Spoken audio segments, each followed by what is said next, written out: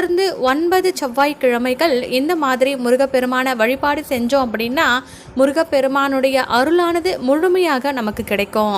அந்த நேரத்தில் நம்ம வைக்கக்கூடிய எந்த வேண்டுதல்களாக இருந்தாலும் அது நமக்கு நிச்சயமாகவே கை கொடுக்கும். மங்களகாரகன் என்று அனைவராலும் போற்றப்படக்கூடிய பகவான்னு பார்த்தீங்கன்னா செவ்வாய்.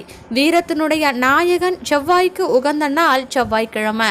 புனிதமான இந்த கிழமை தான் பலரும் விரதம் இருந்து வழிபட வேண்டும் என்று நினைப்பாங்க. முருகனுக்குமே அம்மனுக்குமே இந்த நாள் ரொம்பவே விசேஷமான நாள்னே சொல்லலாம். செவ்வாய்க்கிழமை அன்று நம்ம வேண்டுதல்கள் எல்லாத்தையுமே தெய்வத்திடம் வச்சாலும் அந்த வேண்டுதல்கள் உடனே நமக்கு நிறைவேறும். இந்த நாளில் மங்கள பொருட்களை வாங்குவது, சுப நிகழ்ச்சிகளை நடத்துவது, நம்மை சுற்றி சுமக்கக்கூடிய பூமி தாய்க்கு நாம் நன்றி கடன்களை செலுத்துவது போன்ற செயல்களை நாம் செய்யலாம். செவ்வாய்க்கிழமை அன்று ஒரு பொழுது மட்டுமே விரதம் இருந்து வந்தால்